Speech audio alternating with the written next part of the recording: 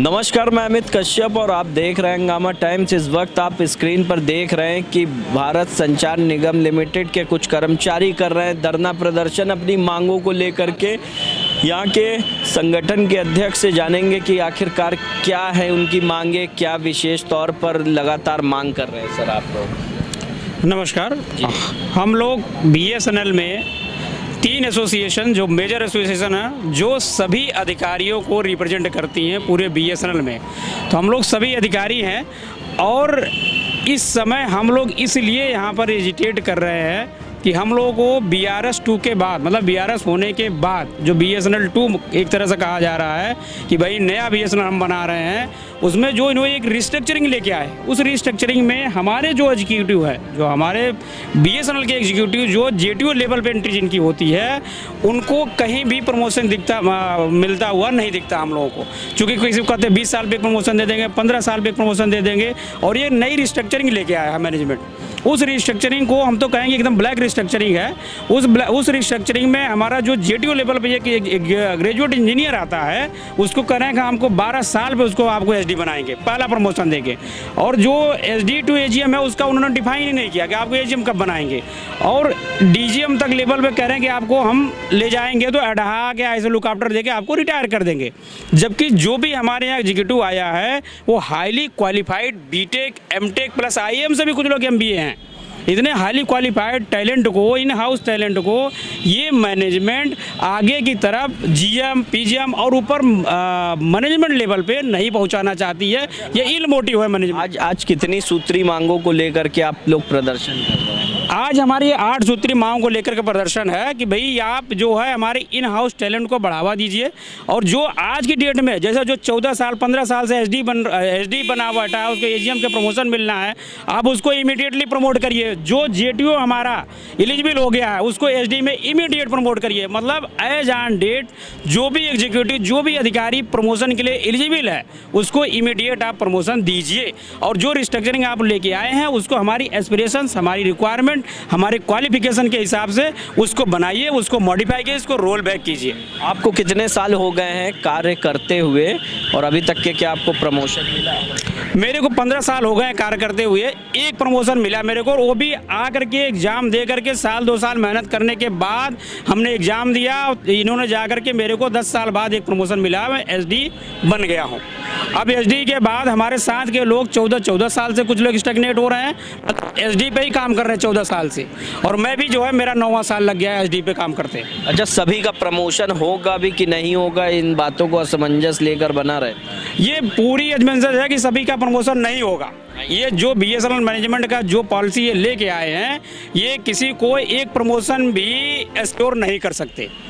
जैसा कि ये 2018 में एक प्रमोशन पॉलिसी इन्होंने लागू करी थी, उसको अप्रूव भी कर दिया था डायरेक्टर्स ने कि भाई ये हमारी CPS, उसको अप्रूव कर दिया था। उसको ये बोला था कि 2018 में ठीक हम उसके हिसाब से 5 साल पे 4 डिफाइंड है वो कि JTO to SD इतने साल पे, SD to AGM इतने साल पे, AGM to AGM तक, अप टू AGM तक वो डिफाइंड था। उसको भी मैनेजमेंट अपना बिल्कुल ही छोड़ के बैठ गई है और उसको भी मानने को तैयार नहीं, इम्प्लीमेंट करने को तैयार नहीं। और भी लोगों से बात करेंगे जो प्रदर्शन कर रहे हैं, उनसे पूछेंगे कार आपका प्रमोशन हुआ कि नहीं हुआ, कि अभी भी आपका प्रमोशन जो है अटका हुआ है, और कब से यहाँ पर प्रदर्शन आप कर रहे हैं? सर, मैं थोड़ा सा बैक में जाना चाहूँगा। मेरा नाम शंकर स्वर्ण चौधरी है। मैं सर्कल सेक्रेटरी हूँ all India graduate telecom officer association का, जो एक रिकग्नाइज्ड एसोसिएशन है BSNL के। पहले तो ये BSNL था नहीं, पहले डॉट में था, टेलीकॉम का एक पहले डॉट बनी थी। डॉट के बाद हमने BSNL बनाया गवर्नमेंट ने 2001 में।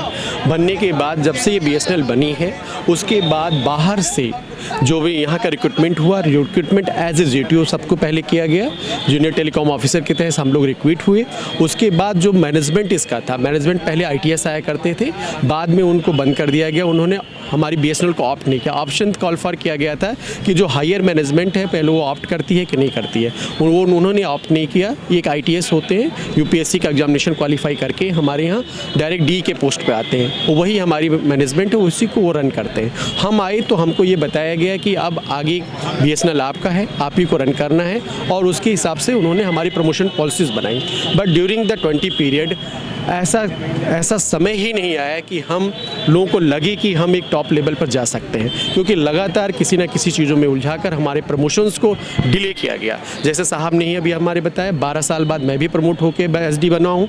मैक्सिमम सर्विस किसी भी एग्जीक्यूटिव की 30 से 33 साल के बीच में होती है, तो जो इनके प्रमोशंस पॉलिसीज चल रही हैं स्टिल, उसे मैक्सिमम आदमी D या DGM तक बन पाएगा। और किसी भी ऑर्गेनाइजेशन को रन करने के लिए कम से कम मैनेजमेंट लेवल पर अगर उनके बंदे, जैसे हमारी कंपनी है, लोग कहते हैं हमारी कंपनी है, मैनेजमेंट अभी भी हमारी किराए की है, क्योंकि उनका अपना सोचना, जो किराए के लोगों किस तरह सोचते हैं वो आप समझ सकते हैं। लगातार हमारी कंपनी को घाटे में जा रही, 10,000 करोड़ की 45,000 करोड़ की प्रॉफिट की कंपनी को इन लोगों ने इस समय घाटे में लाके खड़ा कर दिया है। अच्छा, घाटे में लाने की वजह क्या जियो कंपनी भी रही? नहीं, जियो का अपना एक रोल है। जियो का कंपनी का रोल में ये रहेगा कि सबके अपने अपने सब्सक्राइबर हैं, ठीक है। उन्होंने सब्सक्राइबर बैंड, क्योंकि उनको एक कहीं ना कहीं गवर्नमेंट की तरफ से 4G स्पेक्ट्रम अलॉट किया गया। 4G स्पेक्ट्रम मतलब गवर्नमेंट ने एक तरह से पॉलिसी, मतलब एक पॉलिसी जो अपनाई, उसमें BSNL को पार्टिसिपेट ही नहीं करने दिया गया है 4G के लिए, कि हम पार्टिसिपेट, कितनी बड़ी गवर्नमेंट की कंपनी जिसके पास सारा इंफ्रा होते हुए भी हम उसमें पार्टिसिपेट नहीं कर सकते टेंडर प्रोसेस में, क्योंकि गवर्नमेंट नहीं चाहती थी। अगर हमको पार्टिसिपेशन करने दिया होता तो हमारा अच्छा खासा इंफ्रा बना तैयार था, हम 4G सर्विसेज को लॉन्च अभी भी कर सकते हैं, बना रखा हुआ है, पर गवर्नमेंट की मंशा ही नहीं हमको 4G देने की। स्टिल अभी तक उन्होंने वादा करके अभी तक हमको 4G प्रोवाइड नहीं किया, इसलिए लगातार हमारा कस्टमर बेस घटता जा रहा है, जिससे हमको लॉस होता जा रहा है। तो क्या कहेंगे, एक समय पर BSNL के सिम लेने के लिए लाइन लगती थी, आज BSNL दफ्तरों में सन्नाटा पसरा हुआ है, इसको जिम्मेदार किसको माने? इसमें टोटली मैं तो ये कहूँगा मैनेजमेंट, हायर मैनेजमेंट जिम्मेदार है, क्योंकि कहीं ना कहीं उनकी पॉलिसीज़ को, उसमें गवर्नमेंट भी जिम्मेदार है। गवर्नमेंट की और मैनेजमेंट की मिली भगत से ये सारी चीज़ें हुई। अगर गवर्नमेंट की मंशा होती, मैनेजमेंट की मंशा होती, तो आज ये BSNL फ्लोरिश कर रहा होता। अभी भी अगर इन्होंने अपनी मंशा दिखा दें, अगर अभी भी हमको 4G स्पेक्ट्रम मिल जाता है, 5G स्पेक्ट्रम मिल जाता है, तो रियली हम फिर से फ्लोरिश करेंगे, और फिर से वो दिन जो आपने देखा ना लाइन लगा करती थी BSNL की सिम के लिए, वो चीज़ फिर से आएगी और हम कर पाएंगे। क्या कहेंगे, किस तरह से, अगर यानी कि जो आपके जिम्मेदार अधिकारी हैं, कहीं वो आप लोगों को तो अयोग्य नहीं समझते कि आप लोग 4G या 5G इस्टेब्लिश करने में सक्षम नहीं है? नहीं, इसमें किसी भी एग्जीक्यूटिव का ये कहना कि वो योग्य नहीं है, योग तो हम ही, योग ना होते तो examination all India examination qualify करके हमने ये जॉब पाई है, तो उसमें योग्यता का कोई सवाल नहीं। मेन चीज़ होती है टेक्नोलॉजी का पाना। जब गवर्नमेंट ही नहीं चाह रही कि आपको टेक्नोलॉजी आप परचेज करें या उसमें पार्टिसिपेट करें उस टेंडरिंग प्रोसेस में, जब टेक्नोलॉजी हमारे पास नहीं रहेगी तो हम सर्विसेज दे कैसे पाएंगे? जब सर्विसेज दे नहीं पाएंगे तो सब्सक्राइबर बेस हमारा जाएगा। 4G हमें स्पेक्ट्रम हमको मिल नहीं रहा, इसलिए हम 4G सर्विसेज दे नहीं पा रहे। तो इसमें अभी तक, क्योंकि 100% ओन कंपनी है, तो गवर्नमेंट के डिसीजन इसमें लागू होता है। गवर्नमेंट अगर चाहती तो हमको 4G मिलता, और पिछले साल आश्वासन भी दिया गया गवर्नमेंट ऑफ इंडिया की तरफ से, आपको विद इन 1 ईयर आपको 4G स्पेक्ट्रम मिलने वाला है, पर स्टिल वो पेंडिंग है। जैसे अगर हमको मिलता है तो रियली हमारी 18,000 BTS साइट अपग्रेड बिल्कुल पड़ी हुई हैं। अगर जैसे ही उनको हमको अलॉट कर दिया जाएगा, तुरंत हम 4G spectrum 4G services start कर देंगे। और भी एक लोग हैं हमारे साथ, उनसे पूछेंगे कि आखिरकार क्या कहेंगे प्रमोशन को लेकर के, जो अपनी आपकी 8 सूत्री मांगे हैं, आपका प्रमोशन हुआ कि नहीं हुआ? नमस्कार, मैं प्रांतीय सचिव हूँ संचार निगम एग्जीक्यूटिव एसोसिएशन का। प्रमोशंस को लेकर के मैं एक छोटी सी उदाहरण देता हूँ कि कल परसों एक प्रमोशन ऑर्डर निकल करके आए। उस प्रमोशन ऑर्डर में जो लोग हैं वो 1992 से जो भर्ती हुए थे, जो सीधे जूनियर टेलीकॉम ऑफिसर के रैंक पे भर्ती हुए, उनका कल प्रमोशन ऑर्डर निकला। और 1998 तक वालों का, यानी जिन्होंने 1992 में IIT से, IIM से, अच्छे संस्थानों से जिन्होंने BTech और MBA किया हुआ था, उनका अपने 26-28 साल के अंतराल के बाद पहला प्रमोशन आया है। तो ये स्थिति है हमारे यहाँ कि जो लोग पढ़े लिखे अच्छे संस्थानों से भर्ती होकर के आते हैं, ये देखते हैं कि हम आगे तक जाएंगे, उनको अपनी लाइफ में 26 साल के बाद पहला प्रमोशन मिला है। तो लोग यहाँ प्रमोशन पॉलिसी बहुत अच्छी है, और हम जो डिमांड कर रहे हैं, कुछ ये नहीं कर रहे हैं कोई नई पॉलिसी लगाने की। एक पॉलिसी 2018 में अप्रूव हो गई थी, और ये BSNL बोर्ड ने अप्रूव की थी। BSNL बोर्ड में हमारे CMD होते हैं, हमारे डायरेक्टर होते हैं, प्लस DOT के भी डायरेक्टर होते हैं, मंत्रालय के भी डायरेक्टर होते हैं। उन सब ने एक पॉलिसी बोर्ड ने अप्रूव की थी, लेकिन वो हमारा जो प्रेजेंट मैनेजमेंट है उस पॉलिसी को लगा नहीं रहा है। तो हम लोग उस चीज़ को धरना दे रहे हैं कि हमको दिया जाए। 2007 में भी जो पे स्केल हमारे लगाए गए थे, तो पे स्केल में बोला गया था कि आपको इंटरमीडिएट पे स्केल हटाना है, लेकिन आज ये 17-18 साल हो चुके हैं, इंटरमीडिएट पे स्केल्स के बारे में कोई बात नहीं की जा रही है, ना ही हटाए गए। आपने अभी थोड़ी देर पहले एक बहुत अच्छा प्रश्न पूछा है, क्या जियो हमारी कंपनी के लॉस के लिए रिस्पॉन्सिबल है? तो मैं आपको एक चीज़ बहुत अच्छी बताता हूँ, किसी भी प्रतिस्पर्धा में कोई भी व्यक्ति का जीत या हार सामने वाला घोड़ा कितना तेज है इस पर डिपेंड नहीं करती है, इस पर डिपेंड करती है कि आपके पैर कम से कम ना बांधे गए हों। लगातार हमारे पैर बांधे गए हैं। आज भी जब बाकी कंपनियों ने 4G पिछले 3 सालों से लगा दिया, हमारी कंपनी को 4G आज भी नहीं दिया जा रहा है और आज भी हम अपनी पूरी तरीके से फुल फ्लैश 4G सेवाएं दे नहीं पा रहे हैं। और आपका एक और प्रश्न का मैं आपको आंसर कर देता हूं कि लोगों के मन में भय रहा होगा कि शायद जियो हमको प्रतिस्पर्धा देता है, लेकिन आज जो जियो जो फ्री से चालू हुआ था, आज अपने हाल ही में देखा होगा सारी कंपनी ने अपने टैरिफ बढ़ाए हैं, लेकिन BSNL अपने मुनाफा कमाने के लिए बनी हुई कंपनी नहीं है। आज भी हमने अपने टैरिफ मार्केट टैरिफ से बिल्कुल भी नहीं बढ़ाए। जो टैरिफ हम दे रहे थे पहले भी, वही टैरिफ आज भी दे रहे हैं और वही टैरिफ हम आगे भी देते रहेंगे। तो ये कंपनी हमारी जो BSNL है, सरकारी कंपनी है, ये लोगों के लिए है, ये लोगों द्वारा बनाई गई कंपनी है, लोगों के लिए कंपनी है। तो आप इस चीज़ के लिए जिम्मेदार क्या प्रदेश की सरकार की, केंद्र की सरकार, किसको मानते? देखिए, इसकी जिम्मेदारी हमारी एक तो केंद्र की सरकार जो भी रही हैं वो सारी केंद्र की सरकारें रही हैं अभी तक, जिन्होंने अपने सही समय पर सही डिसीजन नहीं लिए, और उससे कहीं ज़्यादा जिम्मेदार हमारा अपना मैनेजमेंट रहा है, जो BSNL मैनेजमेंट जो कॉर्पोरेट ऑफिस में बैठा हुआ है, जो कि अपनी डिमांडों को जो हमारी डिमांड रहे वो सरकार तक पहुंचा नहीं पाया। तो अभी हमको कुछ भी मिला नहीं। अब देखिए 4G की स्थिति आपके सामने आई है। तो अब क्या कहेंगे सर, आप लोग भारी संख्या में यहाँ आप देख रहे होंगे स्क्रीन पर, हमारे साथ में कई ऐसे भारत संचार निगम लिमिटेड के कर्मचारी हैं BSNL के, जो लगातार यहाँ प्रदर्शन कर रहे हैं अपनी 8 सूत्री मांगों को लेकर के। क्या गुहार लगाना चाहेंगे सर आप लोग सरकार से? देखिए, ऐसा है कि जो हमारे 8 सूत्री मांगे हैं, पहला हमारा जो डिमांड है CPSU कैडर हायरार्की है। उसमें क्या है कि हमारी जो प्रमोशंस हैं वो हर 5 साल में SGTO to SD, SG to. आपका प्रमोशन हो पाया सर? मेरा प्रमोशन हुआ है, लेकिन मेरा प्रमोशन अभी भी ड्यू है, करीब 14 साल हो गया, जो कि हमें जो है करीब 2017 में प्रमोट कर देना चाहिए एज पर एलिजिबिलिटी, लेकिन अभी हम प्रमोट नहीं हो पाए हैं। और हमारे डिपार्टमेंट में आपको बता देता हूँ कि ये ऐसा डिपार्टमेंट है कि जहाँ पे एक भी रेगुलर DGM नहीं है। बड़ी विडम्बना की बात है। सारे जो DGM प्रमोशन के लिए कुछ पैसों की मांग, भ्रष्टाचार भी है? नहीं, प्रमोशन के लिए कोई इसमें पैसा के नहीं है। कि मानक जो बनाए गए हैं सिस्टम की, इस तरह से आपको मिलेंगे 12 साल, 14 साल, 16 साल, 18 साल पर, वही आपको मिलेगा भी कि नहीं मिलेगा, ये भी ऐसा? नहीं, उसमें जो है आपका जो प्रमोशन है, हम लोग जो जैसे हमारे भाई ने बताया कि जो है BSNL बोर्ड ने अप्रूव कर दी है CPSU कैडर हायरार्की, उसी को इम्प्लीमेंट करना है। वो सब लोग बैठ के उसको बनाए थे, सारे एसोसिएशन मिलके बनाए थे, मैनेजमेंट के साथ हुआ, तो मैनेजमेंट इसको अप्रूव कर दिया है। अब उसको मैनेजमेंट इम्प्लीमेंट करने में पीछे हट रही है। क्या गुहार लगाएंगे सरकार? नहीं, हम लोग तो सरकार से गुहार लगाएंगे। देखिए, आपको प्रमोशंस के बारे में एक बताएं, हम लोग जो बैठे हैं सिर्फ अपने प्रमोशंस के लिए बात नहीं कर रहे हैं। आज जैसे हमारे साहब ने बताया कि DGM और उसके ऊपर के सारे पद खाली हैं, तो जब खाली हैं तो हम में इसको डिसीजन कौन लेगा? तो हम लोग कहते हो खाली ना कीजिए। हम ये नहीं कह रहे हैं कि अतिरिक्त प्रमोशन दीजिए, लेकिन अगर खाली करेंगे तो कौन डिसीजन लेगा? एक जिले में जो आला अधिकारी बैठता था, एक समय GM बैठता था, अब वहाँ पे SDO से हम काम चला रहे हैं। एक कई छोटी छोटी डिस्ट्रिक्ट ऐसी हैं जहाँ पे हम अवर दूरसंचार अधिकारी से काम चला रहे हैं। तो जब हमारे पास लोग भी एलिजिबल हैं जो कि ऊपर तक जा सकते हैं और वैकेंसी भी अवेलेबल हैं, हम अब कभी नहीं कह रहे हैं कि अतिरिक्त वैकेंसी भी हमको प्रमोट किया जाए। तो ये जनहित में है। अगर हम लोग प्रमोट होंगे तो कम से कम डिसीजन लेंगे। जब प्रमोशन ही नहीं मिलेगा तो डिसीजन कौन लेगा कंपनी चलाने के लिए?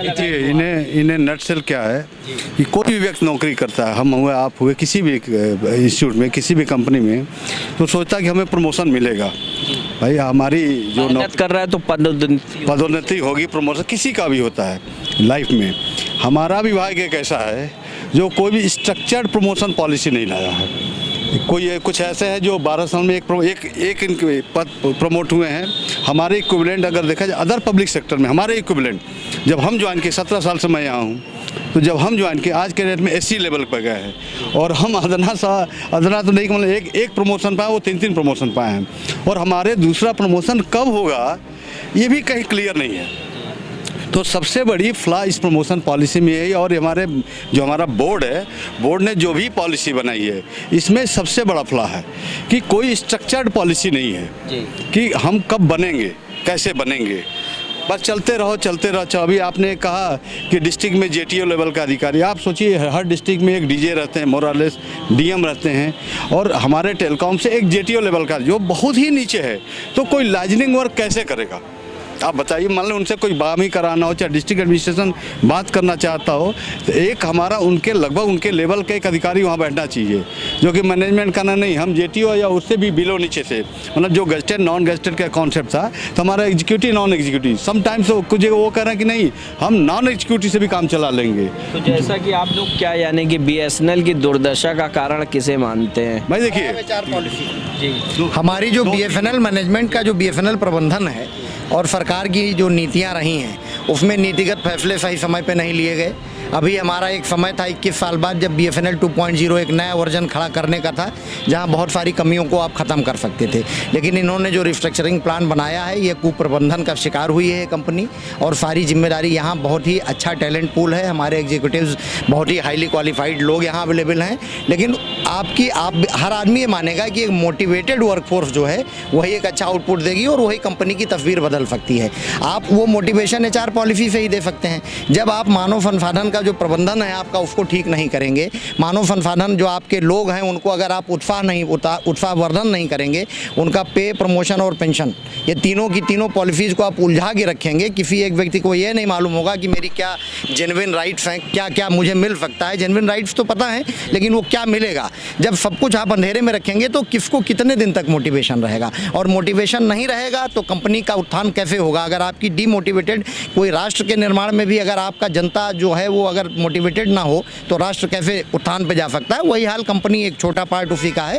कंपनी की ये जो हम लोग हैं, जो हम ओनर्स है, जो हम इस कंपनी के कर्ता धर्ता हम लोग हैं, जो हम इसके लिए काम करते हैं, उसको आप मोटिवेशन दीजिए, बेहतर एचआर पॉलिसी लाइए, आप एचआर मानव संसाधन का अच्छा प्रबंधन करिए और बीएसएनएल को कोई टक्कर नहीं दे पाएगा। ये हम सारे एग्जीक्यूटिव्स की तरफ से ये दावा है। सर क्या कहें जी? यहाँ पे जो पूल है हमारे बीएसएनएल में, टैलेंटेड पूल है।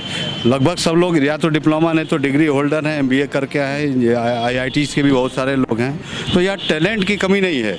अब होता है कि जो कभी बीमार व्यक्ति है, मान लीजिए, उसको समय से आप दवा ना दीजिए, और खूब बीमार हो जाए तब आप दवा दीजिए तो क्या फ़ायदा। समय से हमें कुछ दिया नहीं जा रहा। हर सारी पॉलिसी जो निर्णय हो रहा है वो बहुत डिलेड हो रही है। जैसे 16 में, जैसे आपने बताया 16 में 4G आया, इंडिया में लॉन्च हो गया लगभग, और हमारे यहाँ तो अभी 4G का आता पता ही नहीं है। तो आप बताइए 5 साल बाद बीएसएनएल एक गवर्नमेंट ऑन कंपनी, उसको मालूम ही नहीं कि 4G कब लॉन्च होगी, तो कितनी बड़ी विडम्बना है।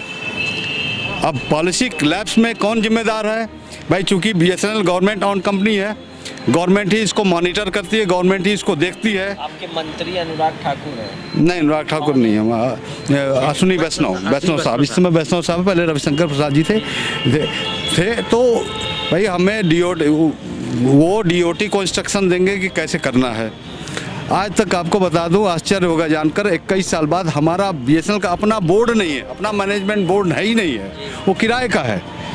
तो इतनी बड़ी लैप्सेस आप देखें 21 साल बाद, जो कंपनी हमारी बने 21 साल बाद नहीं है। कर्मचारी हैं आप लोग? इसमें लगभग 65 से 66 हज़ार कर्मचारी है। उत्तर प्रदेश? नहीं, पूरे ऑल ओवर इंडिया की बात करें। हाँ, अधिकारी कर्मचारी मिला। आपने मंत्री से या शासन प्रशासन से क्या गुहार लगाना चाहिए? अभी तो जी फिलहाल जो हम लोग का डिमांड है बीएसएनएल बोर्ड से, हम लोग 8 सूत्री डिमांड है, उसमें हम लोग बीएसएनएल बोर्ड से डिमांड है कि हमारी जो प्रमोशन, जी क्या बता रहे हैं कि जो कंपनी में क्या चल रहा है, जब हम लोग एक एम्प्लॉय खुश नहीं रहेगा, जब तक एचआर पॉलिसी किसी कंपनी की ठीक नहीं रहेगी, कि अगर एम्प्लॉय नहीं खुश रहेगा तो उस कंपनी की कैसे तरक्की होगी। तो हमारा यही डिमांड है कि भाई देखिए, जो एंट्री हम लोग का एग्जीक्यूटिव लेवल है जेटीओ के थ्रू, आप उसी जेटीओ को एसडी बनाइए, एसडी से senior up to top level लेके जाइए। क्योंकि जो हमारे पास एक्सपीरियंस है सर, हमारे पास एक्सपीरियंस है, कश्मीर से कन्याकुमारी तक हमारे पास एक्सपीरियंस है। आप हमें अंडमान भेज देते हैं, आप मुझे लेह लद्दाख भेज देते हैं, आप मुझे चाइना बॉर्डर के पास भेज देते हैं, हमारे पास जो एक्सपीरियंस है, इसीलिए हम चाहते हैं कि हमें ही आगे बढ़ाया जाए, और जो लेटर जो भी एंट्री किया जाए एग्जीक्यूटिव जेटीओ लेवल से एंट्री किया जाए, और जो लेटरल एंट्री है मैनेजमेंट ट्रेनिंग जो बाहर एक्सटर्नल है उसको स्टॉप किया जाए, और डीजीएम एक्सटर्नल इसको स्टॉप किया जाए। हम आपके माध्यम से मैनेजमेंट से ही गुहार लगा जाता है, और जो रिस्ट्रक्चरिंग प्लान रोल बैक लेके आइए उसको इमीडिएट उसको रोल बैक किया जाए। ये हम लोग का डिमांड है, और सीपीएसयू कैडर हायरार्की इमीडिएट लागू किया जाए। क्यों? क्योंकि वो ऑलरेडी बोर्ड अप्रूव्ड की, बीएसएनएल बोर्ड द्वारा अप्रूव्ड वो पॉलिसी है 2018 में। आज ज्ञापन सौंपा गया आप लोगों के द्वारा किसी अधिकारी को? जी, हम लोगों ने मतलब अपनी जो भी डिमांड रही हैं उनको हमने मतलब क्या नाम है था जो अधिकारी हैं उन तक हमने पहुंचाया है और हम ये मतलब उनको पुरजोर अपनी मतलब तेज़ आवाज़ में उनको बता रहे हैं कि हमारी जो भी मतलब मांगे हैं उनको वो मतलब क्या नाम है मतलब यथासंभव उनको कंसिडर करें और उनका मतलब ये है कि हमारा समाधान मतलब हमें दें।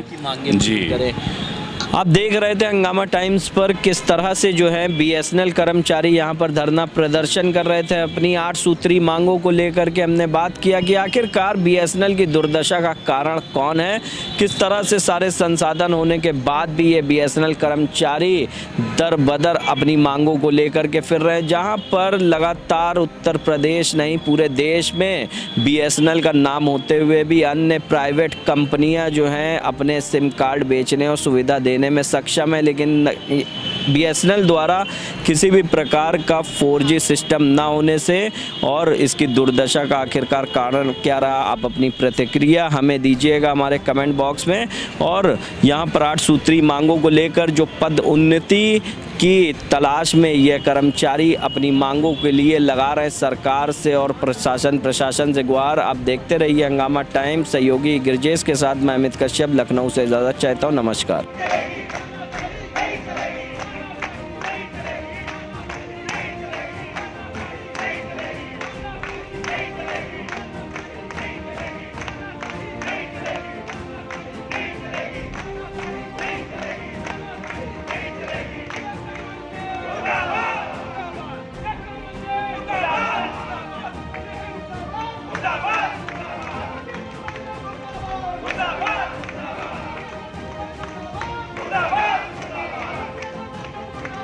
मुर्दाबाद